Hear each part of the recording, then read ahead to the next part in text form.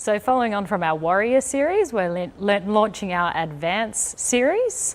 If you didn't get a chance to watch the Warrior series, I suggest you tune in. I personally got a lot out of it, and I think you will too. Well, hey there, Elevate family. Great to have you with us today as we enter a new month, February, in this new year 2022. And we've really declared at the beginning of this year, we're coming for you 2022. Because as a follower of Jesus, you know, our role and our calling isn't just to kind of hold our ground and pray the devil doesn't take too much from us. It's very much about advancing God's kingdom and pursuing His purpose and plans for our lives, both individually and together. So we kicked off 2022 with a series called Warrior and looked at certain elements of what it takes to be a warrior and to be able to fight, to win, and to take more ground. And we're going to continue to lean into this kind of big idea with a series we're launching today called Advance. So very much the same kind of broad theme and adding in a few additional pieces that are vital for us as we continue to take more ground in 2022. Hey, I wonder how many of you like board games. I know for me, growing up, we played the classics, Monopoly, Scrabble, Trivial Pursuit. You know, these are probably quite well known to many of you. But I wonder how many of you know this one, The Game of Life. It's kind of one of the classics, maybe a second-tier classic. But the basic premise of this game is that you're on the board has a sort of a pathway lined out for it, and you spin the wheel when it's your turn, and your spinner lands on, you know, a certain place that causes you to advance in the game and choose a tile. And the tiles are answering questions like, will you go to university? Will you get married? Will you have twins? What sort of obstacles and challenges will you face throughout the game of life? And what's interesting to me is that the goal of the game, and ultimately the winner of the game, is the one that at the end of the game, when you cash out all of your tiles that you've accumulated, that you would be able to retire in a millionaire estate. That is the goal of the game of life. That the winner is the one that's able to cash out and retire in a millionaire estate. Now, this was a board game that actually very much hit on what is prevailing in our culture today. That the highest goal many people have for their life is that one day they're going to be able to cash out and retire in a millionaire estate. And whilst I'm not against you retiring in a home you love, and God's certainly not against you retiring in a home you love, I'd want to put it to you that life's about more than that. That there are some higher goals, that there are some loftier goals, that there are some better goals. That you would retire with friends and family in your life who love you. That you would retire having left a legacy of investing into people. That you would have retired with having made a significant contribution to God's kingdom. That you would have retired with more gratitude and fewer regrets because you've lived the life that God's called you to live. In fact, one of the keys to be able to achieve these better goals, these higher goals, is the importance of wisdom. So we're launching this brand new series today called Advance, and today I want to talk about how we can advance with wisdom. Now, there's two words that are often used interchangeably, knowledge and wisdom. And whilst these two words can overlap, they are not the same thing. So I want to start out just to define terms and accentuate some of the differences between knowledge and wisdom. So knowledge is about, having facts and truths in your kind of bank. Wisdom is having the ability to discern what is the right thing to do in a particular situation. In fact, you can have knowledge and still lack wisdom. And you know this because you know people that are like that. They're very smart, they have a lot of knowledge, and yet they continue to make dumb decisions in their life. That might even be true of you. You know, in your finances, you know that the wise thing to do is to give, save, and live, but you choose not to do it. Well, that's knowledge, but lacks wisdom. You know when it comes to your health that the wise thing to do is to eat clean, move more, and get consistent, high-quality sleep. And yet, you may not check those boxes as part of your lifestyle. Knowledge identifies that the traffic light has turned red, but wisdom causes you to pump the brakes. Knowledge is knowing that tomato is a fruit, but wisdom causes you to not put it in a fruit salad. And I'd like to put it to you that the number one thing that you need to advance in 2022 is more wisdom. Now, I hear you. Some of you are thinking, no, the number one thing I need to advance in 2022 is more money, not more wisdom. Well, here's the problem with that. If you get more money, but lack wisdom, then that money's just going to pass right through you like it did last time. And you're going to finish 2022 in exactly the same place, maybe worse, than you started it. In contrast, if you have wisdom, then you're going to be able to better navigate finances, marriage, parenting, business, career, friendships, health, relationship with Jesus, and ultimately take the better path that God wants for you. So what I want to do today is look at a book that is all about wisdom. Now, we call it a book, but actually it's like a collection of musings and sayings and observations from Solomon, who was the third king of Israel, to whom God had given a supernatural gift, a supernatural amount of wisdom. And he collected all of these observations and musings and sayings, and they've been put together in what we call, and what we find in the old part of the Bible, the book of Proverbs.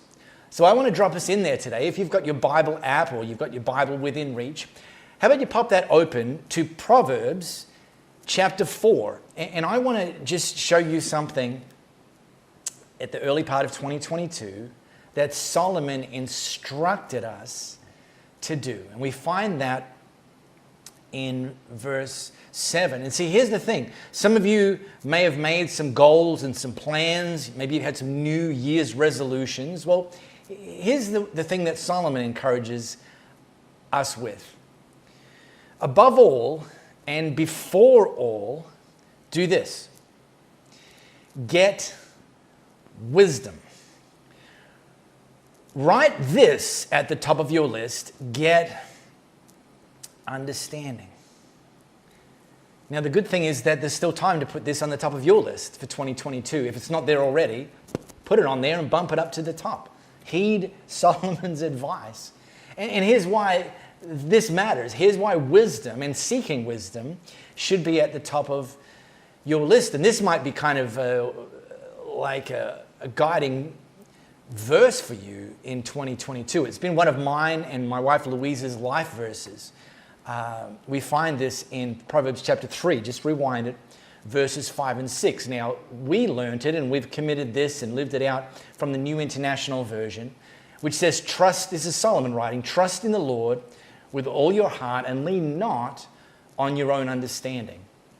In all your ways acknowledge him and he will make your paths straight. Well, let me slice and dice that differently from the New Living Translation. Trust in the Lord with all your heart. Do not depend on your own understanding. Seek his will in all you do, and he will show you which path to take.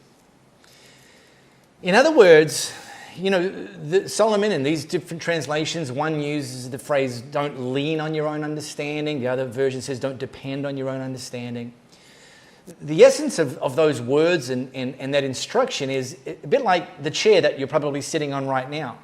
That you've actually lent into that chair. You're actually depending on that chair. You've put your faith on that chair, and hopefully that chair hasn't let you down. But Solomon's contrasting us putting our faith and leaning into and depending on our own understanding, and highlighting that that's limited, that we're going to get limited results, that we're going to be limited in our effectiveness.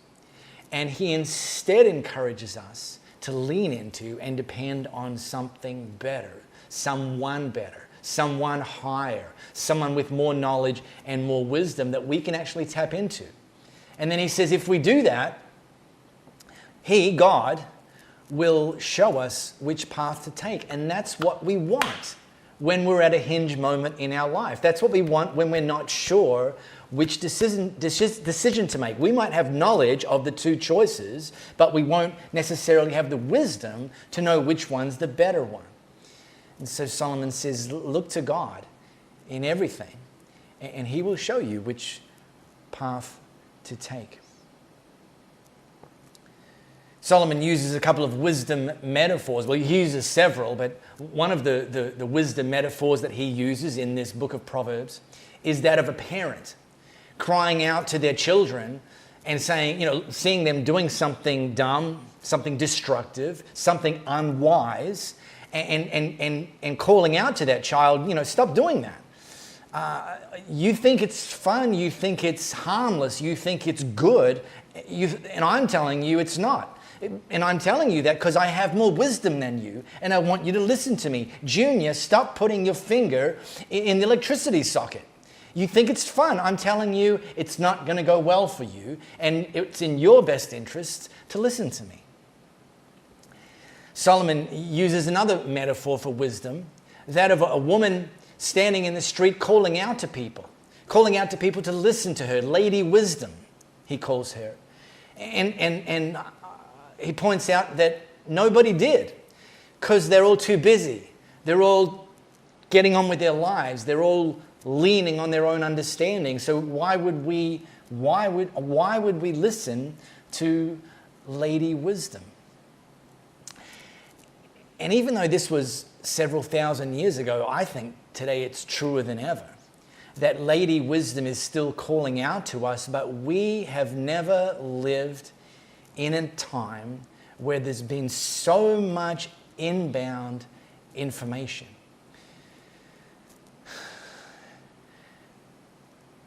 And one of the critical things to understand about all of this inbound information is it's not equally important. There's some wisdom in there, and we have to sift and sort through the inbound information to try and discern the wisdom. And this could be information coming from sources. It could also be, people's information and influence on us. That not all people's opinions, not all people's advice is equally important and equally wise. We look for wise people and prioritize their opinions and their input. And if you're like, well, how do I know who are the wise people and who are the people I should maybe dial down? Well, Marco's pro tip has always been and continues to be simply this: follow the fruit. Now, follow the Fruit Loop, follow the fruit. If you want to have a better marriage, then seek out people who have a great marriage, that the fruit of their marriage is good, and ask them questions. If you want to improve how you handle your finances, then seek out people who are demonstrating healthy fruit with their finances, and then ask them questions. If you want to improve your health, then seek out people who are enjoying the fruit of good health and ask them questions. That's the thing. Lady Wisdom is calling out, draw near. We need to drown out and dial down some of the other stuff and focus in and zoom in on the wisdom that is in there. Not only sometimes is it other people's thoughts and opinions that we need to dial down, sometimes it's ours. In fact, Solomon says this: first pride, then the crash. The bigger the ego, the harder the fall. You know, he's talking about someone that thinks they know it all or thinks they know better than everyone else. And by the way, that might even be true of you. Oh, I don't need other people's opinion. I don't need to listen. Thinking that you know it all is simply unwise, and it will shield you from accessing more wisdom.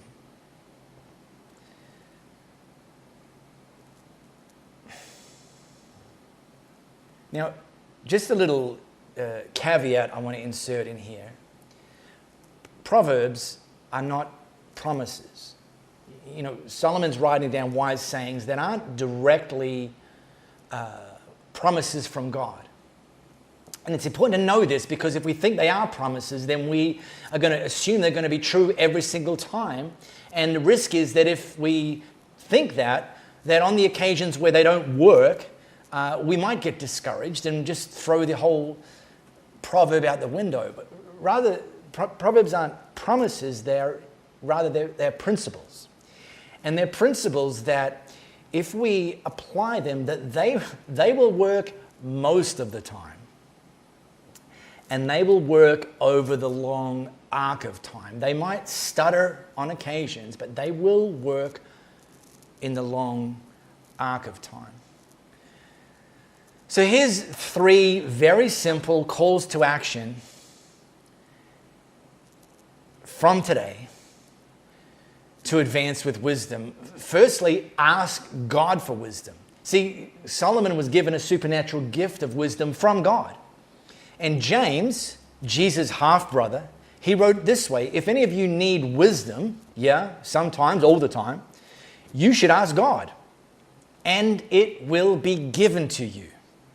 God is generous and won't correct you for asking. In fact, James is highlighting something that blocks some people from seeking out wisdom from God and seeking out wisdom from other people. And that is that you might fear that they're going to think that you're an idiot. You know, because you're asking, and by asking the question, you're demonstrating that you don't know. Well, the English word idiot actually derives from the Greek word idios, which means one's own. That you're an idiot if you are only tapping into what you know. If you're only tapping into your own knowledge, your own wisdom, your own understanding, your own experience, that's actually what makes you an idiot. And in fact, what makes you wise, kind of paradoxically, is seeking out wisdom, is recognizing that you don't know it all, that you don't have all the wisdom that you require. And you're going to go to God for that as your first stop. And God won't think less of you, he'll think more of you. He'll say, that's a really wise thing to do, to come to me looking for more wisdom. Now, not only when we ask God for wisdom is it about asking for some sort of supernatural insight and discernment. In addition to that, God's, through Solomon, written some of this stuff down. Again, we call it the book of Proverbs. Now, here's something that some of you know, but some of you might not know. The book of Proverbs, we've now sliced and diced it into 31 chapters. And what I encourage people to do is set yourself like a month-long project to read and digest one chapter of Proverbs each day for 31 days. It doesn't matter what date you start. I mean, it's February now. We don't even have 31 days in February. But the point is, start today, start tomorrow, Proverbs chapter 1, and just ingest that and allow God to show you some of this wisdom that He's already revealed. And then the third thing, and yes, I'm on repeat here, is seek out wise people. And let me just land with this, underscoring this. The bigger the decision you face, the more consequential it is, the more significant it is, the more important this is. The more important it is to seek out the wisdom of other people. You know, you go to a wedding and they say, do you want the chicken or the fish? Just toss a coin. But bigger decisions, launching a business, making a career shift, thinking about asking someone to marry you, the list goes on. The bigger and more consequential and more significant the thing you're facing, the hinge moment you're facing, the more important it is to ask God for wisdom, to have been building in wisdom by ingesting the book of Proverbs and by seeking out wise people and asking them questions. That's what wise people do, and that's why wise people get wiser.